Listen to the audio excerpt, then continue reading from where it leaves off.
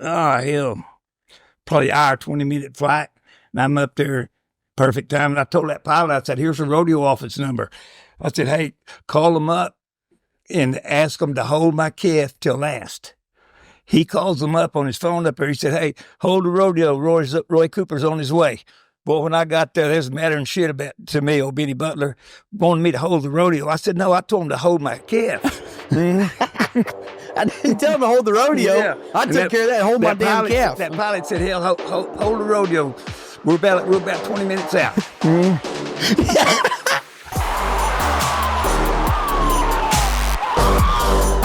Ain't no guns. It's in your account. It's in the account tomorrow. That's when it's done. Roy, I'm right there with you. It's good. It needs to be in my account. I don't. Yeah. That's good stuff. Yeah. What are we good? What do we need? We're ready. Hey, let's go, baby. Enjoy soup. Yes, sir. Baby, I'm good. You've known this little son bitch since he's young, man. He came to Vegas. How old? My junior roper, 10 or 11. What they got going on is really cool. Hey, thanks a lot. Call me if y'all need me. Thanks, bro. You're good, man. Thanks a lot. Tell them what your first question was. I mean, my first question was Super Looper. How the infamous nickname? How'd you get it? Shoot, Oklahoma City during the finals. A guy with Sports Illustrated just hung it on me, and they started writing about it. But it just, I don't know if I'm no Super Looper. I'm just Roy. So your first finals in '76. Yep, that was the year Trevor was born, '76, and hell, I went with Ernie Taylor. He was a world champion in '73, and he took me under his wing and just took me everywhere. And then he broke his neck in November, and we practiced over at his house, me and Butch Bodie and Terry Davison. We went to the finals, and that was my first year. And there were seven of us guys that first year that made the finals that amateur rodeo the year before. Seven. I mean, you always see 2 or 3 new guys every year. There are 7 of us. Wow. Mm-hmm. So was that your rookie year that you made it? I didn't. My rookie year. Man, because I had the videos from 1990 to 2012 that I watched them day in and day out. But it was I got to watch maybe 20 of your runs ever. I never got to watch all the NFR runs and all the NFR videos and everything. There's some good ones and there's some bad ones too. Man, so when I was thinking about the timeline, we're watching an MJ documentary right here. You think about Bill Russell, you think about Wilt Chamberlain, think about Michael Jordan and LeBron James, and you kind of take that to calf roping. Are you the first calf roper that we can think of when it comes to like dominant in his era? I mean, you know what? I don't know. I'm not a person to brag on myself. There's so many good ropers today, and it's changed. You can't compare me to Toots Mansfield because we're in different areas, or Dean Oliver. Mm-hmm. You can't compare us. Who is the best? I know I had my time for 10 years there, and it was, ask Clem McSpadden, on my video. I mean, he'll tell you that it's different, it's all different now. And it's, back then there was bigger kids, always bigger kids. And baby, if you had to have a horse. Yes, sir. And, I was lucky through my whole career. I had good horses. That's what I was going to ask you about that too, man. So you had Topper, you had Champagne. He was the last. And Champagne, Topper. I had a horse named Boomer, Little Dun horse. I had Joe. I had Charlie. Charlie was maybe one of the very best. Green Pepper was the greatest. You can ask my brother. Yes, sir. Pepper at Clem McSpadden's World Fishes Roping one afternoon. Yes, sir. And I was lucky to I had some good ones. Somebody told me a story. It might be wrong. You tell me about you went and tried Topper, and you said, "Man, Dad, I need this sucker. I need him. Let's buy him." And you got him for $6,500. No, $5,000. I said, "Yeah, he'll make a good one in a year or two." They'd started him. He had been started. And I said, it took me a while. Then once he come around, baby, he was unbelievable. Yeah. Yeah. Well, in horses nowadays, you can't even find a practice horse for triple that. Shoot. I sold him to Trent Walls, I think. And I decided to quit. Cody Oates told me, Roy, if you ever want to enter a rope again, you better not sell that horse. And I have regret selling him. I wish I wouldn't, even kind of, because he was family and he paid for my place. And shoot, I made a living off of him, fed my family. Yeah. Obviously, you're the super looper. You could have roped on anything, but like, how different was it roping on a topper versus getting on something else? You know, You know what? Rusty Seawalk told me best. Down at San Antonio, I said, man, I don't know about this skiff I had drawn. Rusty said, Roy, riding topper, you can place on anything. You know what I mean? He gave me that confidence. And then it took us a while to get together. I mean, when we did, everybody, I let ride him one on it. Herbert won the world's championship, showed me his last skiff. Hell, they wouldn't, Calgary on him. Hell, I wanted on him. Somebody else wanted on him. And he just he just got better and better as he got. And I was just practicing on him at one time. I rode him over here at Wendy Ryan's in a match one time. I was getting the shit beat out of me, and I got off of him. And I was wanting to quit. Man, I couldn't quit, and I couldn't go home. And I finished roping. I borrowed the horse from Tommy Guy. I finished the match. Yeah. I come back, and I went home and practiced, and this old guy said, you ain't going to ride him nowhere. You might as well just practice on him. So I promise you, I run 25 on that afternoon. And I'm telling you, the next day, he went to work. Oh. I tell you what, though, Mr. Roy, we talk about a lot of faithful rodeo fans watch the show, but just as many new faces who have never experienced rodeo watch this show. So for the people who, they know Roy Cooper, you're the name, everybody's heard the name Cooper, but 8 titles in 10 years, correct? Yes, sir. Can you just... Oh, I don't know, 10 years. Or roughly. I won, my greatest moment, 76 was my first one. 77, 78, they changed the rules. Whoever won the most at the finals. Jim Gladstone, Dane Brock win 35,000. I win 100,000, and they called them the world's champs. So there's 2 of them. Then I come back, I broke my wrist in 79. Bad, got a coil around it. And I come back and barely made the finals. Then I won average at the finals. And got to go to San Diego when they first started the circuit finals rodeos. And come back in 80, 81, 82, 83, won the Triple Crown. 84, I won it my last time. It was a good run. I had good horses. I had good guys around me that's positive. And I worked at it, though. I practiced hard, and I worked hard, and it was fun. It was my life. And, I didn't think they could have a rodeo without me. I ended up. Now, shoot it. Tom Walker's one of my best friends. When IRA, he knew who Tom is, left-handed. Yes, he made the finals. But he said, well, we can either sit around here for 24 hours or we can go to another. We're going to be somewhere sometimes. We might as well be in a truck driving. So we entered. It wasn't nothing to enter Mesquite on a Friday night and be at Florida that next afternoon. Driving, yeah. I had a van, 100-gallon tank in it, and a 1-horse trailer. And had a big ticket driving for me. Yeah. Big ticket? Yeah, oh, yeah. He was 19. He was driving. No way. Oh, yeah. That's how that guy got in the game, man. I've always wondered that. Yeah. My brother brought him to my house, and I was trying to practice. He honked his horn over the side of my arena right before the final. Said, Roy, come here. I want you to meet somebody. And I met him. I said, man, I'm trying to practice. He said, Roy, if you knew him, you'd like him. I said, I like him, Clay. But he was like... He tried to practice. Oh, hell, the ticket he went with his schools drove for me. Hell, he drove... Here's the best one. He drove my horse from Durant to Calgary, Charlie. I get up, fly up there. He left a week early. I get up there. I can't see my rig. No cell phones back then. I walk through the stalls, can't find my horse. Finally, I borrow one. And get my ass eat up my first guess. And I see Alfalfa Fedderson the next day down there at Sheridan. And he says, hell, Big Ticket didn't know they had rodeos in the daytime, man. He thought they was at night. He thought it was at night. Yeah. Then he never unhooked my trailer.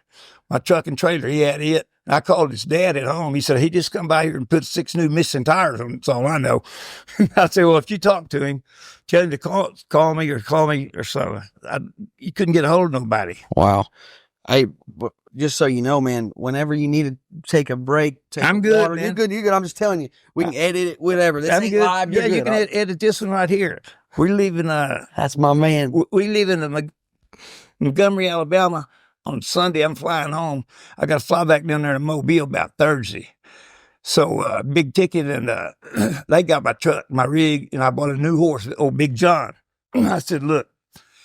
Y'all find a sale barn, find something that rains down here all the time. Just make sure it's got good weather. I give a lot of money for it. They pulled over there. They've been at New Orleans. They pulled over, went to the Mardi. Well, they went down there to the Bourbon Street, and they down there for shit all night long. They get over the next day. Cops, sirens, red lights is going on. They put old Big John in a motel room at the Holiday Inn. Oh yeah, I'm telling The horse? Big John, yeah. And Big Ticket did tell me he knew I'd be mad at him. He wouldn't tell me. Big Ticket was the driver? Yeah, and Brad Jermison, that world champion bronc rider, he won it 4 or 5 times. He was with him. Me and him on the flight. We were on a flight to Canada a month later. And he says, how's old Big John? I said, you remember his name? He said, yeah. And he's had him a few beers. And he said, yeah, we got him a motel room. Moved the bed over, fill the trash can up with water, had him some little food in there. Put him in the room. You know, they pull around the back, one room in the back. They get there. You're joking. Hey, they didn't just kick him out of the Holiday Inn. They kicked him out of town. There was cops rolling up and down. Oh, yeah, there's 3 or 4 cars, red lights going on. And the horse at the Holiday Inn. Yeah, they was at the back. You know, they had it around back. They didn't unhook the trailer. Yeah, they did unhook the trailer. Had it at the back, I think. And that's why that maid come in there and seen that horse. And she called the front desk. They called the law. And they get over there that morning about daylight, or 8 o'clock. I don't remember the morning. Shit. They kicked them out of the hotel. And they escorted them out of town. That was a big ticket. Big Ticket. He drove for Imus some, didn't he? Later in life. I don't know all that now. He didn't. I wouldn't think so. Where was he from? Oklahoma. Gotcha. Dude, I told you, man. This guy. Yeah, he's seen that ticket. Seen it a lot, boy. I heard a story about 4th of July, Cowboy Christmas. You were the first ever. Jet flying, some planes going from rodeo to rodeo. I heard you were the first to ever do it. Oh, Mayhan and all them guys doing it. Field line for me. I mean, I caught on. I liked the ideal, and I rodeo by myself. During the 4th, I didn't want to be with no one. I didn't get traded, and if they made the short go, you didn't make the short go. So I just get a plane by myself, and 2 a day, 3 a day, whatever.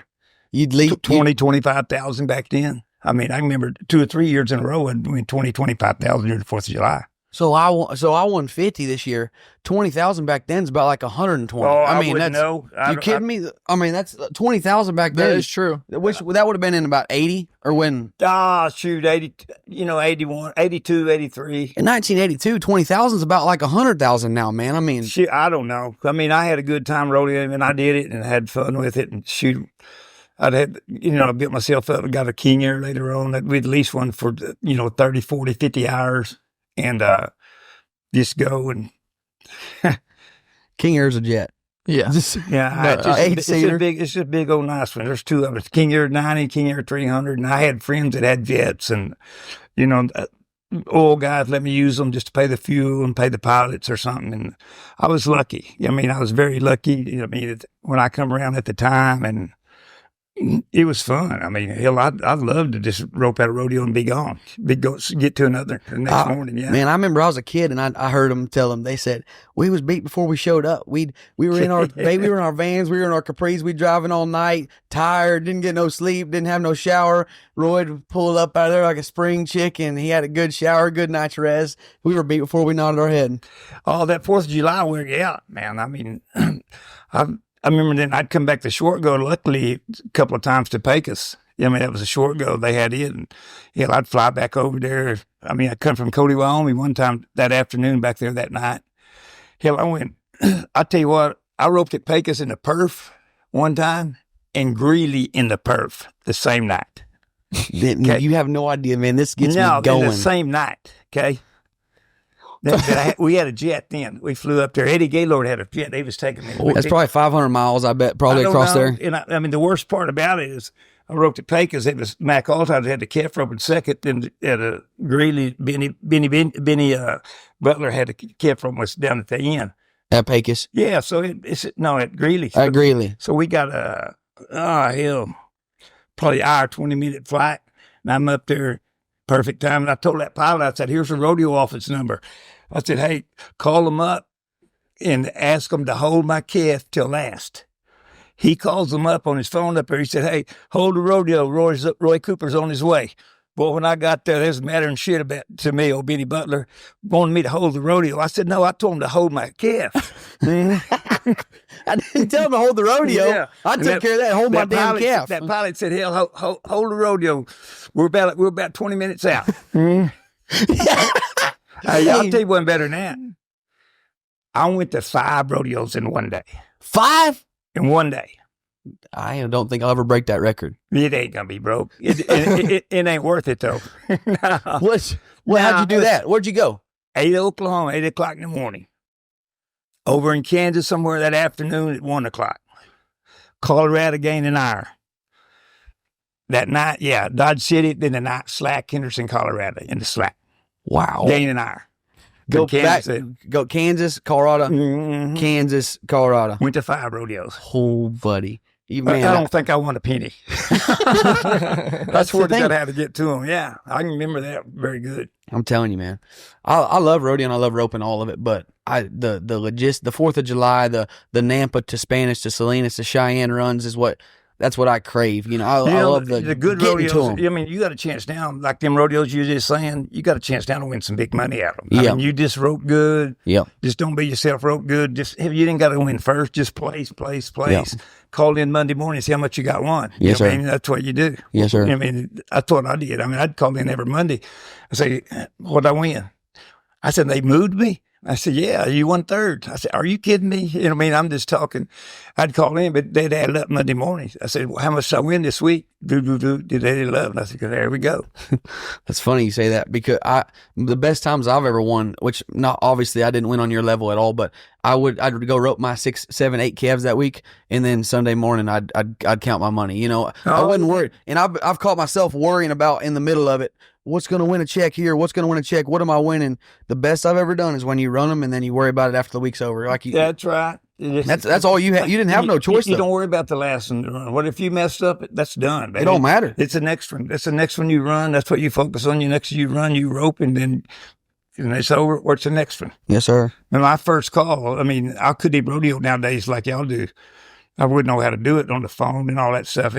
My first call every morning was Procom. Yes, sir. And them guys, it come in the year I was my first year. So them guys, Ronnie Sewald, Ernie Taylor, Junior Garrison, Dean Otter, they didn't know no more about internet than I did, because it was Procom. It was all on the 800 number. They didn't know how to do it. I learned it quick. Right. Too. I got to know them secretaries and stuff up there. And my first call every morning when I wake up, what opens, what closes. Now on the phone, they'll send them to you on the phone. Yeah, they text it to you, then make it easy. Yeah, I wished I'd have had that. I got drawn out of Fort Worth one time. Yeah, I mean, just stuff. I forgot to enter the steer open finals one time.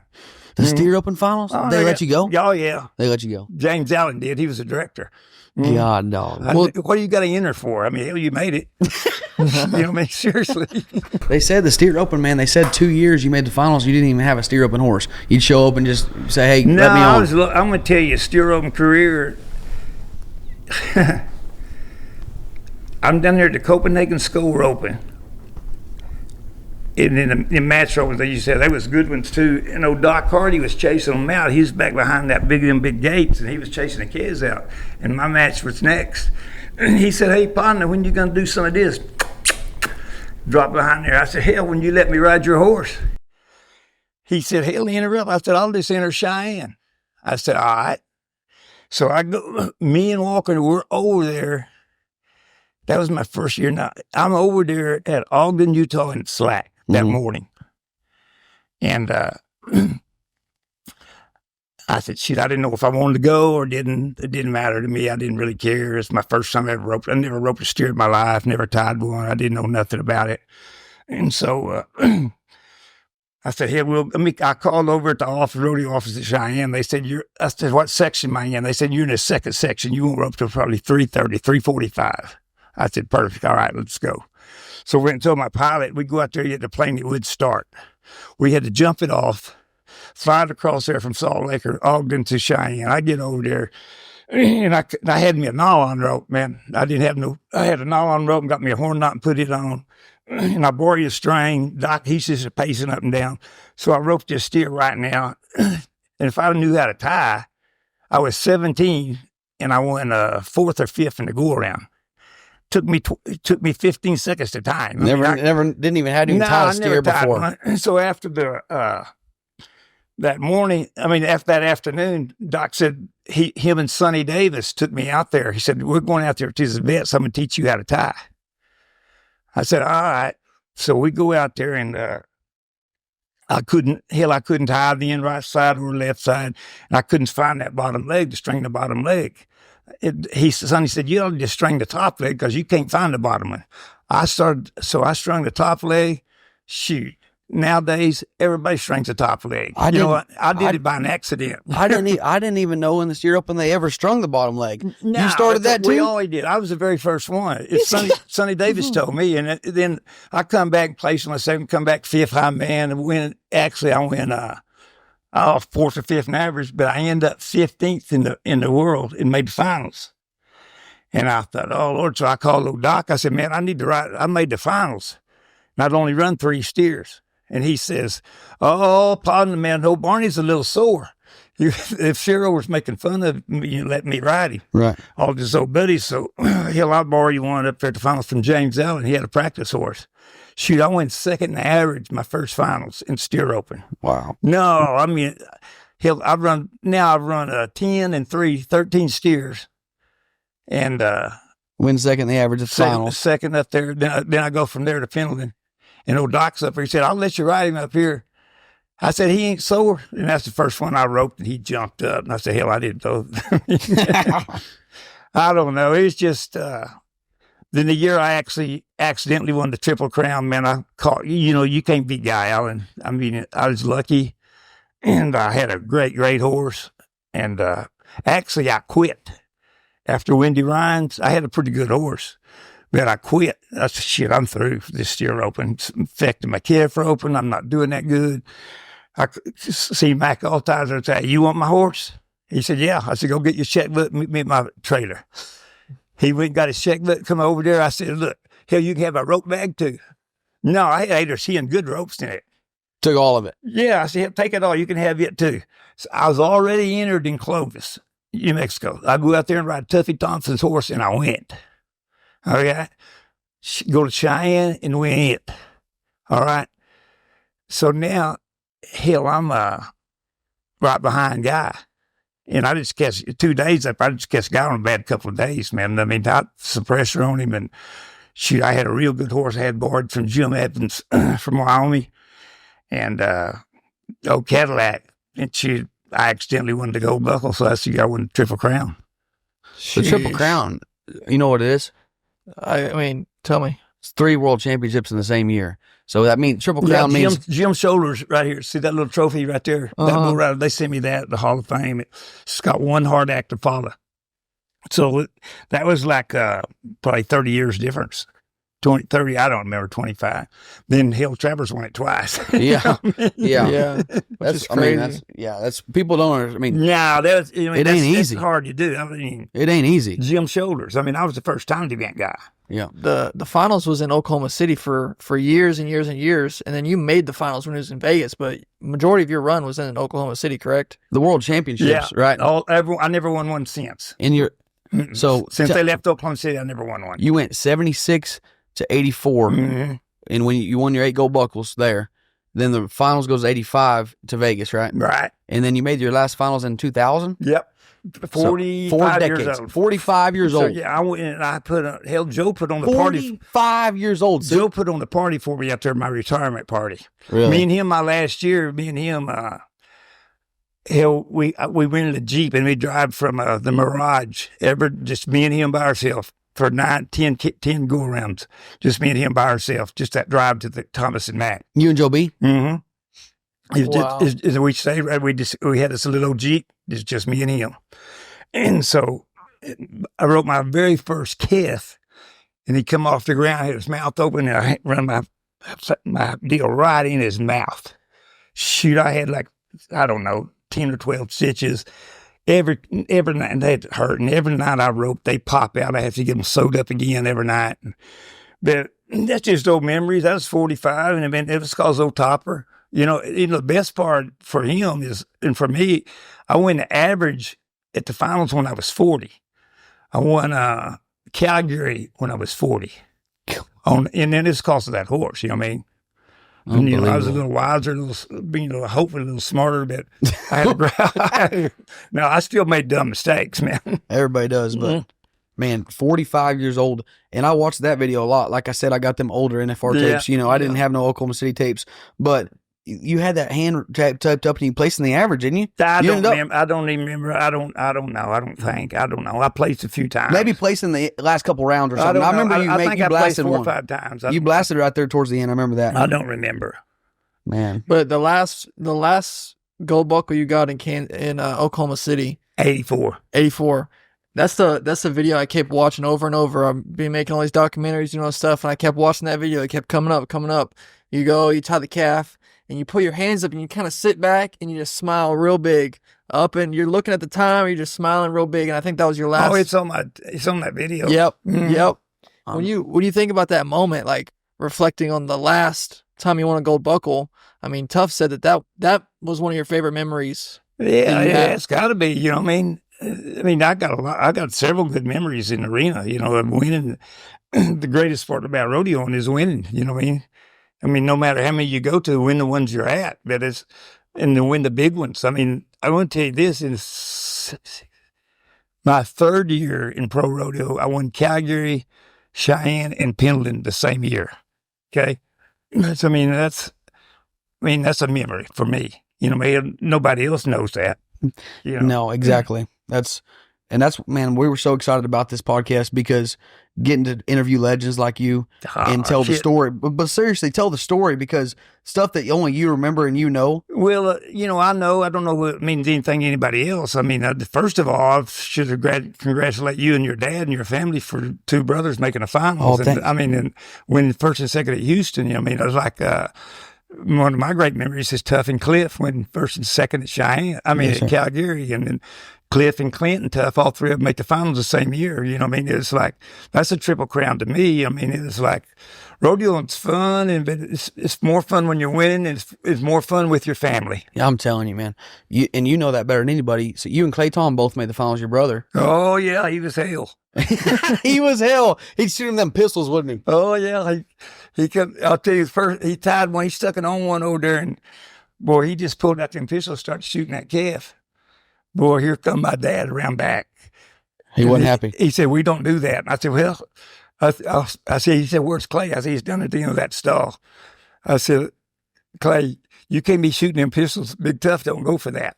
He said, hell, Big Tough ain't roping. So, he was hell. Hey, the next night he did it again. And that calf, when he shot him, that calf come untied. When he got back on his horse, so he gets them pistols and goes, wow. He was a character, man. Oh, I gotta meet that guy. He's a character. I'm gonna see him Saturday. Where does he live? He runs out the ranch out there in New Mexico still, but his wife down there at Hondo. But they put him in the Southeastern Oklahoma Sports in the Hall of Fame here Saturday. So we're gonna drive up for me and Jimmy Smith. That's cool. So you and Clayton made it same year or no? Yeah, Oklahoma City. Same year. He made it 1 year at Vegas. He made it. I didn't. Gotcha. And then them 3 boys. Then your 3 boys made the same year. Tough, Cliff, and Clint made the same year. I don't think there ain't that many brothers that have done that. I mean, I don't know them Trines and then I don't know in the time event. Across rodeo a lot. Cat buyers, there's a few families, that. It's just a memory you got. What's the Wrights and the Coopers really? If you talk about the greats, family legacies, I mean, there ain't. You can't. I mean, every time you turn it, you can't. There's one of them Wrights. There's so many of them. They're going to win something. They're going to win something. Probably first. Yes, sir. Well, what about match ropings? You talk. That's one of your favorite things. It used to be a big deal. Match roping, man. When I was a kid, we rope all the time, man. I mean, we match every Sunday afternoon. I mean, for $200, $300, 4 head, 6 head, 8 head, didn't matter. And I mean, my first big match was I rode Phil Line when I was 17 at Dilley, Texas, and I had him beat, and I broke my last one's leg. Had a real good horse.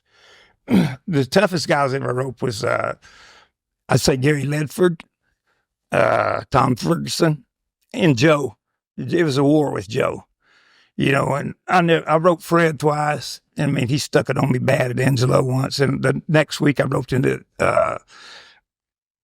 Lazy E. Yeah. And I beat him up there. But, yeah, you know, them guys is younger then, you know what I mean? And it's just, I mean, it just who's match roping, they don't mean nothing.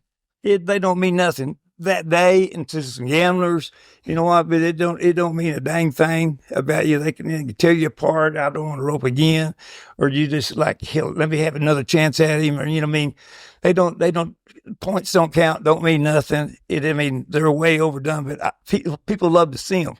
Man, And if there's good matches, there's nothing like a good match watching them. people love seeing them, but what did it do to you? I mean, what did you feel like match roping? I mean, it brings something out in me, like just, I mean, I don't know, I don't know if it's the competition or what, but I mean, it's What they do, I think, is you hold your breath. You know, more when you're roping. You're roping 10 head, 12 head, and you're roping that match. It ain't like a little 6-head gun and sling it. I mean, you got to be smart. And they paid big money. I mean, but it drains you. I mean, you're so into it. It's like George Strait playing at a concert. He's 60, 80,000 people. And when he comes off there, he's so drained, all that energy and stuff. Adrenaline. He said it takes him 2 hours to wind down. really, You know what I mean? It's like, you know, you can't compare the music to roping like that, but it's like, they're fun if you win and you're so sore the next day, you know, either way. I mean, I've had my butt kicked a bunch of times. I mean, match roping, but that's where I learned to rope. You know, I think match roping's helped my career. I heard a specific story about Sylvester Mayfield. They said you had legendary matches with Silver. Shit, we roped, I know 5 times, maybe 6. That was one of the best match roping, was one of them. I roped him when I was 15, and he beat me. They said y'all didn't tie one over like 8-5. I mean, y'all. Oh, that was at Fort Worth over here, Benbrook. Yes, sir. It was hot. There was nothing but a match roping, and I bet there was, 500 or 600 people there. And I'm telling you, he roped his first one, messed up. The announcer said, we missed his time. I said, bullshit. No, that's what I said. Yeah. I said, hey, let me get my own timer up there. So Sean Burchett was with me. I said, Sean, get us a timer. And he said, who you want? I said, get your wife. He hollered down the stands and she come up there. So we started over. He started over. I'm telling you, we run 10 head. I'm riding no journey and they wasn't very big. There's a little old bitty blacks. That's fun, man. I just snapped them down, picking them up and spitting them out. And he was roping them. An old black horse, Jerry Fulton, he was just dribbling around. That horse would dribble out of it. Then he'd turn around. They'd just turn him around. He'd pull. He'd flank them. Yeah. I mean, I'm hammering them. I'm going through it. The last one I had to be 8'5" to be, or 8'6" to be, and luckily I got him. You got him. Yeah, we roped. we roped. He beat me the first. He beat me the first 2 matches. I roped him again up there at Clovis. He wouldn't know if I wanted to match today. I said, yeah. You damn right. He matched all the time. He's probably broke more match ropings than anybody. That's what I want to talk to him about match ropings too. I mean, they said he was a match he roping wrote sucker. good. He wrote. I mean, Sylvester also. I mean, hell, he won Fort Worth before. He's won Salinas. He's won Calgary. I mean, Sylvester roped good. I mean, it wasn't no. I mean, he roped at it. Hell, he learned from Glenn Franklin and them guys out there that. I mean, Sylvester roped good. He come over there and said, "You want to bet some money?" I said, "I will. What you want to bet?" Anything you want. I said, hell, they're paying us to rope. I mean, we're not splitting that. He said, you bet 1,000. I said, yeah, I'll bet you 1,000. So Sylvester, I'm Sylvester's first. He's 7'2" and breaks the barrier. I'm 9. I run him down there. He's 7'3", breaks the barrier. He's 7'2" again, breaks the barrier. 3 barriers in a row. 3 barriers, right? Yeah. So I'm just marching off down on the whip. Man. Halfway, 3/4, 9, 9, 9, 9. He come back and said, you want to bet another 1,000 on them last 6? I said, no, man, I come here to rope 12, not no 6. Yes, sir. And Paul turned, he says, hell, I'll take half of it. He's going to break a couple more barriers. I said, shit. So I took it. Drove from there to Strong City, Kansas. Won it on my new little bay horse. That was Sunday. Monday, I got a coil around my wrist. I was out maybe till September. Yeah. Yeah, we've become good friends now, man. Yeah. He's been he called me when Chad first got his card, and when they come to my junior roping, and I've seen some talent in that boy. And you know what? It's called Sylvester. Silver, from the time that Chad was a young, Silver put everything into him. From the outside looking in, you know more than me. He get his life to him. I mean, he come over here and they'd rope right here. And Sylvester, he said, I'm going to go to town and get us some water. I said, hell, let's go down there and rope, Chad. Me and you might rope better if he's not around. He said, hell, I would never know. He's always been there. Yeah. You know, he put everything in him. He did. He was, but I'm telling you what, his ability come from his mother's side. No, I'm telling you. Really? She's Jake Barnes' mother, and then that was her mother's, that was her deal, and then that's where the athletic, and Junior Vaughn, you never heard of him, old people have. That was where all the athletic ability, them careful abilities come from. Really? But Sylvester, he was a little hustler, man. I'm telling you. He did good. He did good, he said. Yeah, he did good. You know, he gave Sylvester some good memories. And he's not through. You know what I mean? No, shit, no. He's 24 years old. Yeah, man. Life, nothing's perfect in life, but Shad, Tough wouldn't be where he's at without you. Shad wouldn't be where he's at without Silver. You know, either. I mean, all of us, we need our dad. Yes, sir. Like Michael Jordan did a while ago. Him and his dad was so. It's a relationship you got in the kids. Your dad turned out for you when you was a little boy. Yes, sir. Who he had you around. Yep. You know, I mean, it was who I had my kids around. I remember Cody would come by there, turn them out, untie them. Joe would be on the fence. I mean, watching them rope on sometime. Let's watch them rope. Yep. But I had them around them winters, and they got to see them guys rope. Yep. You know, and I was lucky enough, you know what I mean, where I grew up. Then when I went to college, I picked Cisco. I didn't pick it. My dad picked it. He said, I want you to go to Cisco because of this coach. And I said, I didn't really want to go to school. But he made me go to school. And Cisco Junior College was smaller than my high school. Okay, but it was, looking back right now, it was a blessing. Every Monday night, 3 for 30 at Abilene, 45 minutes. Every Tuesday night, Brownwood, 45 minutes, 3 for 30. Wednesday night, Stephenville, 3 for 30. You know, Thursday night, I mean, every 45, 50 miles, I'm roping all winter long in the little buildings. You know, and looking back, that was the part that helped me through my career. Mm-hmm. Wow. Man, it's good stuff. I mean, I'm just listening. We were talking about Topper earlier, and when you talked about you're 45 years old, made the finals. Tell me about after the Dallas Cowboys game when y'all went back and had a practice, and JD Tadlock said you brought holding your slack. Well, tell me what he said. I taught JD's birthday's today. Really? Happy birthday, JD Tadlock. Yeah, I hadn't talked to him. He was kind of mad at me over something, and he didn't call me, and I didn't call him. But today was his birthday, and I called him up. Shit, he knows I love him. Yeah, exactly. Anyway, he's up there helping me, and he had me a few beers and said, and Shay Good was with me. He says, you ain't gonna win shit until you look. And then we come back from a rodeo at Clovis or something that deal. He said, you ain't gonna win shit until you learn to hold your slack again. He said, Roy, you invented it. You invented it, and you can't even do it. I said, won't you get on this summit and do it? Topper. Yeah. Ask Shay. I wish we'd had ask Shay. If you would have had a damn video camera. No, we go in. What happened? We go over at midnight and load them up. I had 10 of those nice little black kids. We go over at midnight and loaded them up, boy. After a few beers. No, I hadn't. JD done had him about 5. There's no telling how many. He backs up in there, boy. He nods. That Topper blows out there. He fell off the back, hit the ground. His hat was over here. He had dust on him. I thought it knocked him out. Then me and Shay just laughing. Yeah. Hey, after he told you need to learn how to hold your slack again. Yeah, he said, yeah, you got to learn how to hold. I said, you get on here and show me how to hold it on him. So anyway, I'm telling you what, that night, baby, I drove and I let him drop. And then I put him where I wanted to. But JD got me fired up. He got me fired up. And that night at midnight, 1 o'clock, we had it figured out. Sometimes that's what it takes, man. It took That's it. awesome. I mean, hell, I run 10 on him that night. I'm telling you that. I mean, till I literally just go ahead and drop when he was at the bottom of the ground. My stirrup got this high off the ground, and I just sat right there and put it where I wanted to. I'm telling you, all them runs. So a lot of times now horses cost so damn much. We buy them. I think we buy them, and then we just take them to the rodeos, and then we never really truly get with them. A lot of times our practice horses are the ones we have a little bit better feel on.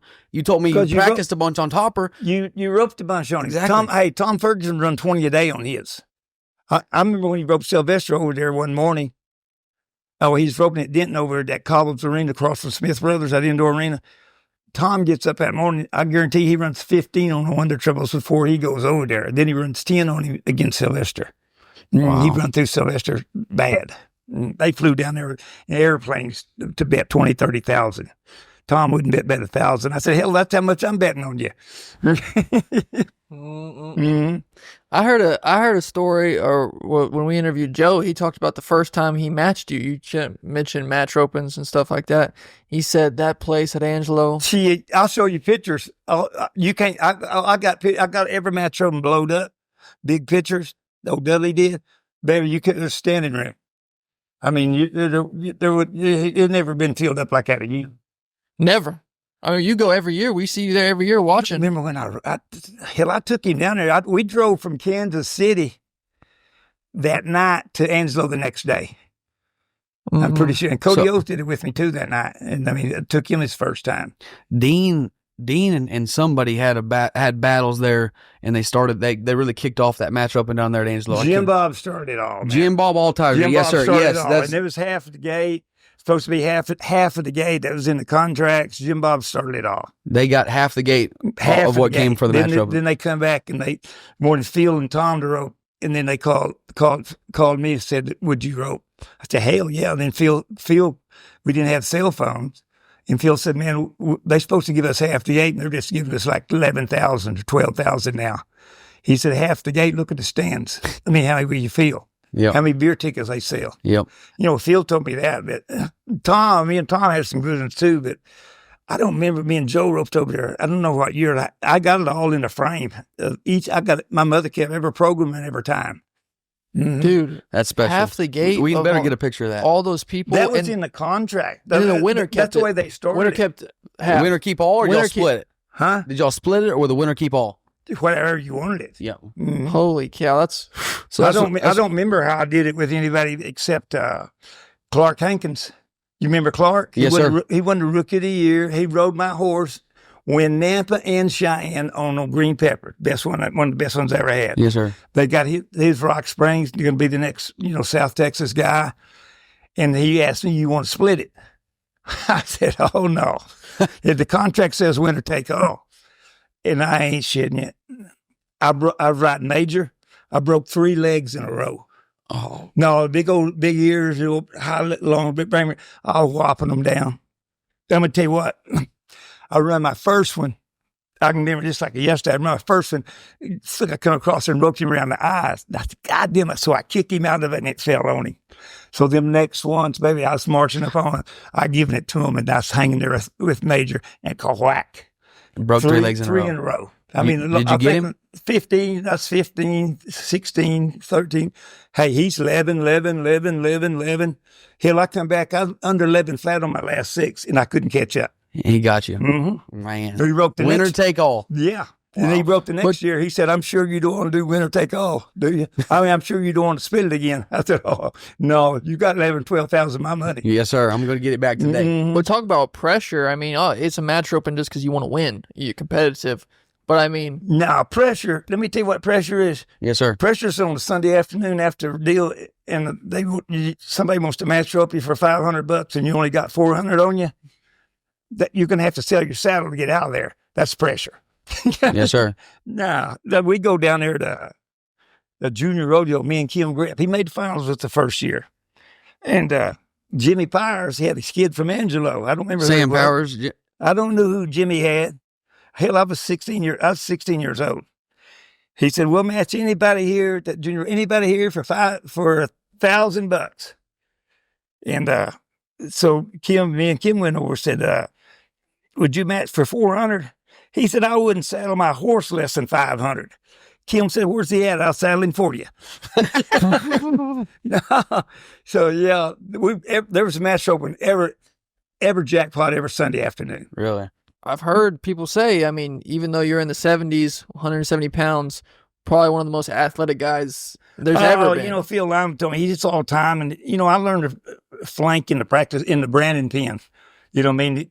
We'd brand, so they was under 250, you know, and it was real sandy. They'd rope around their neck, make me flank them. I bounced them a couple of times, but I think I learned to flank in the practice pen. There you go. And then I changed my flanking from Richard Stires. I mean, shoot, probably, I don't remember what year. Then I completely tried to change my whole flanking. Just would you watch him, or he'd come over there and help you? No, I'd rope at my house all afternoon, then I'd go to his house at night. Really? He was one of the greatest. Hell, he won the average of finals, and he's 81 years old now. But we talk roping. I mean, me and D Pickett, they just stuff over with me. We'd go over at night, and we'd rope all afternoon at my house and go over at night. Really? Yeah, and then I'd go over. He said, "Bro, your horsemanship ain't worth shit, man. That's the worst part of you. I done got me 2 or 3 gold buckles." And he said, "Hey, that's the worst part of you is your horsemanship." So he's training on them. He's got 6 or 8 saddle there. Wanted me to run a couple of them. He said, "Roy, you come over here. I worked 30, 45 days on this horse, got him perfect. You ruin him in one night." I said, "Well, if I ruin him in one night, you didn't do a very good job." That's pretty good. Nah, I really respect Richard Stires. So Oklahoma City, you're the man, you're the world champ. But going to Vegas, was that different? It's a whole new deal for me. Vegas back then, it was made for Joe, because Joe learned he's big loop and Joe could reach and get one. You know what? I couldn't reach that good back then, really. But he was. It was a whole different deal. Yeah. You know, for me, because I mean, up there you had to see, see it here. You had to see something and go get them. Yep. And then you get out there and baby, it's just, it happened so fast. Yep. It took me a few years to get with me a few go-rounds anyway. Figured out a few go-rounds, yeah. You got a picture right here with Mr. George Strait. Did you meet George out there at the rodeo? You know what? I met George in 1983 at Oklahoma City at the state fair. Coming out the back gate, and he said, "George Strait would like to meet you. Would you meet him?" I said, "Yeah, I'd love to." And so, I still got my picket string around my neck, around my deal, and I handed my horse to somebody. People's all around this bus, and he goes in there, and George is sitting over by himself in that bus waiting to play. And we connected that night, and from then on, and he come back to the finals in '84 and played up there Saturday night at the old Will Rogers Coliseum. And they'd moved to downtown for the NFR. And shoot, that night, he gets through playing, and we go over, and this guy opens that cowboy club up, just me and him and his band, 8 or 10 of us. We sit there till daylight. Then he get this bus drove, and I went and got a room, and I'd go to Mexico the next day. God. My dad told me a story, and he was a young high school kid. He was born in 1969, so he couldn't have been that old. He went over there to an hour from San Angelo, and he just went to some concert. Just was hanging out, just like, I have friends going to some concert. Years later, he's like, I mean, that was George Strait. But when he went to the concert, just a few hundred people. It wasn't like what it was when he blew up. He won't play now less than 60,000. Okay, you see that deal at Kyle Field? He pardon me? Kyle Field? Him and 100 United world's record. Yes, sir. More than the Rolling Stones, yes, Central sir. Park, more than Beatles. World record. The world's record. Yep. Mm-hmm. Him and Parker McCollum. I spent 11 New Year's Eves with him. Exactly 11. What was that like? I bet that didn't suck. He played at America. It's not the American Airlines. Is something back then. It was in Dallas. We went over there 10 years in a row, right there. Mm-hmm. I bet that didn't suck. Yeah, we had fun. After the finals, I'd fly down there to his ranch, and then after Christmas, and then he'd play New Year's Eve, so we'd down there rope 2 or 3 days, and I'd ride with him on the bus, and then Sherry'd meet me over here to pick us up. And we had fun together. I mean, lots of fun. He took me to the Kentucky Derby, and he's done so much for me.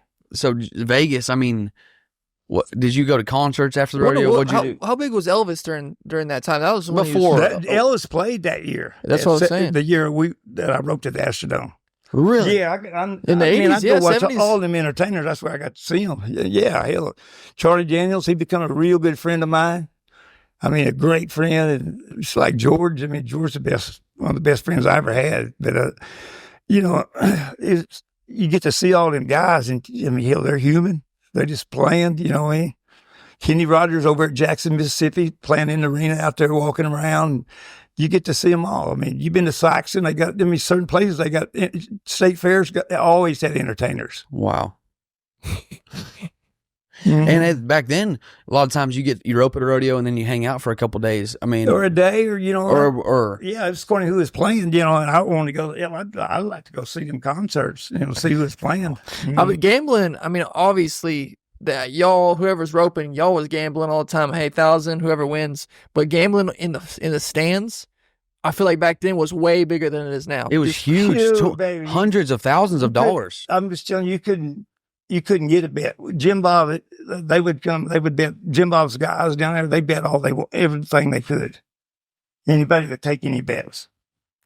Because at Angelo now, you go by and they're little bets, you know, Oh, who knows, shoot. but 50, 100. I remember Betty Hardiman, he was over here at Justin, great guy, but he's buddies with Ernie Taylor. He said, you let me rope down here, you let me rope Jim Bob, I'll bring an armored truck, I'll have 50,000 in it, I'll have Texas Rangers meet us from the Red River to San Angelo, make sure we don't get robbed.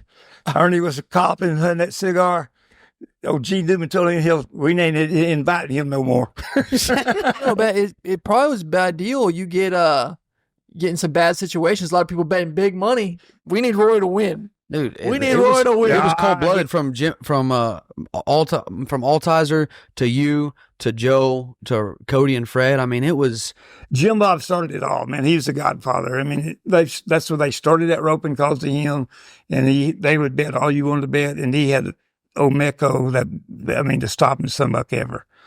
And Jim Bob didn't mess up. You take Roy Cooper, though. You take Joe Beaver. You take Fred Whitfield, Cody Ole, Trevor Brazil. You take those greats back then. You put them anywhere, they're going to win. You put them back in the 60s or stuff, them same guys are going to win. Yeah, and them guys back then would win. Now they'd figure out the era. They'd figure, you know, I mean, you brought holding your slack into the game, but then look where it took it. I mean, I don't know. It's a guy before me. I mean, I do know this.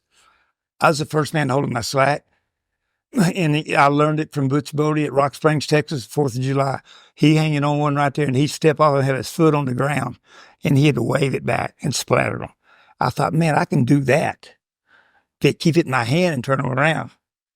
I went home, baby. I changed the world of roping. I know you did. I'm just telling you. I know. I mean, because I watched Butch Bodie do it, and I got that thought, my idea, man, I can do that. But if I put it here, or put it right here, they're going to come around right my lap. Now, I mean, I learned it from Butch. I mean, just watching him, because he would get off, she'll have it in his hand. He's on the ground with it in his hand. I mean, just that one day, watched him do it. I went home the next day and worked on it. After the 4th of July, I went home and I started working on it. Amateur, was that when you were amateur rodeoing? Oh, yeah. But when you were about 17 or so? We was amateur. And then that was a couple of years before we got our card, maybe. We was probably 17. When you went 8 titles in 10 or so years, roughly, and then you think about 30-year-old Roy to 44-year-old Roy when you made your last finals, but that kind of breaking them to eras, was it hard for you to go from being the dude who's winning every year? And then I think you said earlier, too, there was a couple you should have won that you didn't because you got hurt. About 3. About 3. So you could have been an 11-time world champ. Yeah, you know what? It is how it is. You know, I didn't change the rules. The PRCA did. They got me out in the other 2. You know what? There's certain things that took place back then, you know, you don't really want to talk about, but it's like, it was different. Then when I got older, man, I prayed, man, for the desire to go. I mean, then I hated it. You got to go to the little ones to get to the big one. You know what I mean? I hated just to go and go and go. That's why Cliff quit roping. He said, man, I'm not going to raise my little girl in a car seat just going to rodeo after rodeo. And Cliff could really rope. He roped pretty and roped right, man. But he was like, I'm not going to do that. I'm going to do something else and make some money to me for my family. And I thought, shoot, I don't blame him. Look at me, man. It's wore me out. I mean, in the last few years, it was just like, gosh, you know, but when you're young, it's fun, you know, and you go to places you ain't never been to and you meet people. I mean, then you got these memories and then, you know what, you look back, you get my age saying, man, that's all God, man. God brought me in a position. I got to do what I wanted to do. I made a living at it, fed my families. I mean, it was like, yeah, sure, I could have won more certain times, but I didn't take no chances. You know, later on, I had a good horse, catch, win third or fourth. You know, I didn't go for first like y'all do every time. Right. No, Well, look, when you had your 3 boys in those later years, were you had them at every rodeo with you, or was it kind of coming and going, or what? Cliff's got a different mother than Cliff and Tough. Really? Yeah. So Tough and Cliff went with me a lot. And I had a bus. You know, I bought American Eagle. I had a bus. Hell, I bought George Strait's bus. Sucker, you go from rodeo in a van and a 1-horse to having a bus. Yeah, it took a while.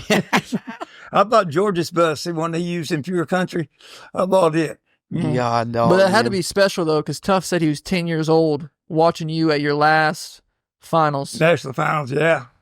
Having him 10 years old, I mean, you think most kids are toddlers. They can't even remember their dad's years in that light, at the top of sport. And Tough got to be there with you, and all the boys did, you know. Yeah, but he's too young to remember. I mean, I got a buddy that finds all them old tapes of mine, or, you know, got tapes of mine that I don't know how they get them on YouTube or how they pick them up. They put them all together.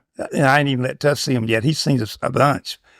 And I remember, and I got a match roping tape. I roped the PRCA champion, roped the Canadian champion up at Edmonton one time.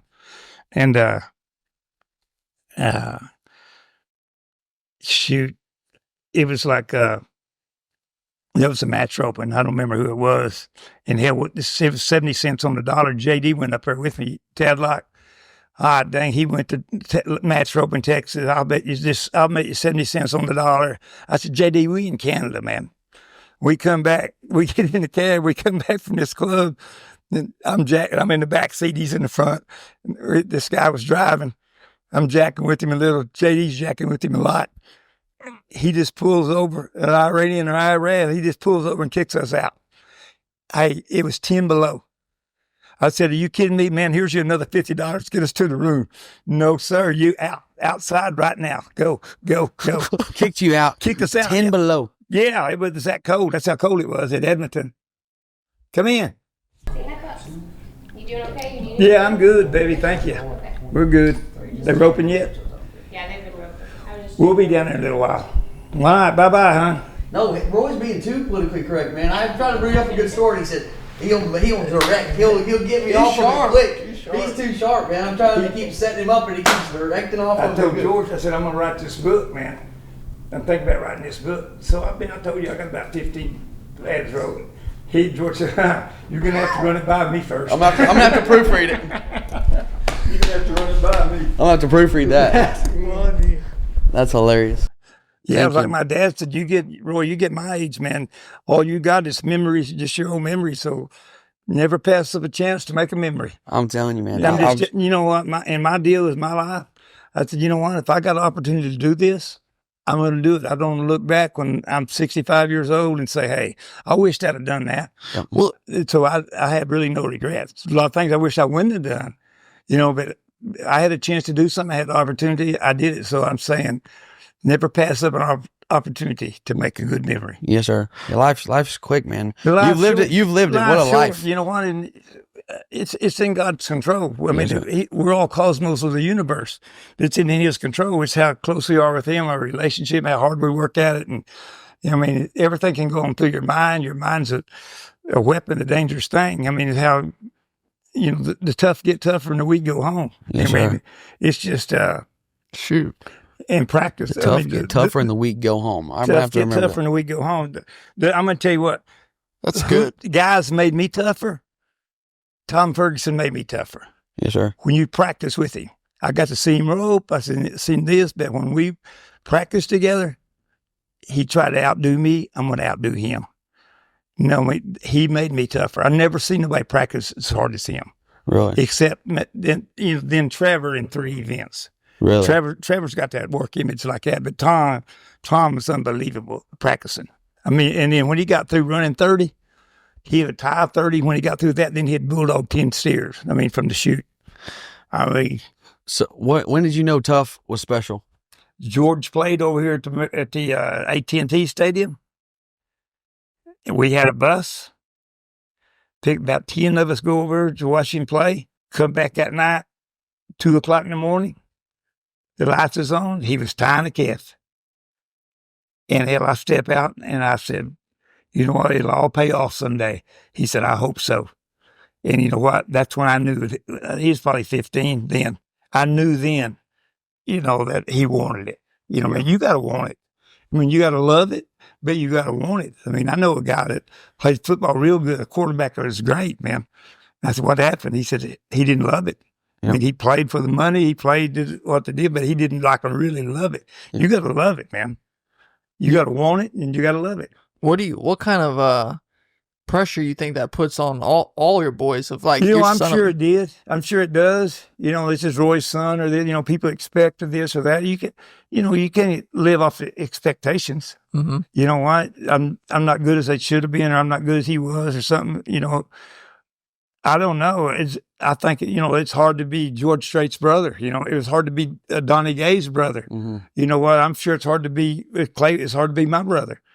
And stuff. But that just comes with life. I mean, you got to learn how to deal with it. And you ride in the box, and Bob Tomlin's a rattling super looper, this and that. You know what? I block him out, man. It took me, hell, 2 times too. I can't be listening to that. My focus is gone. My concentration. I'm just going to be broken on reaction unless I'm in control of the thing.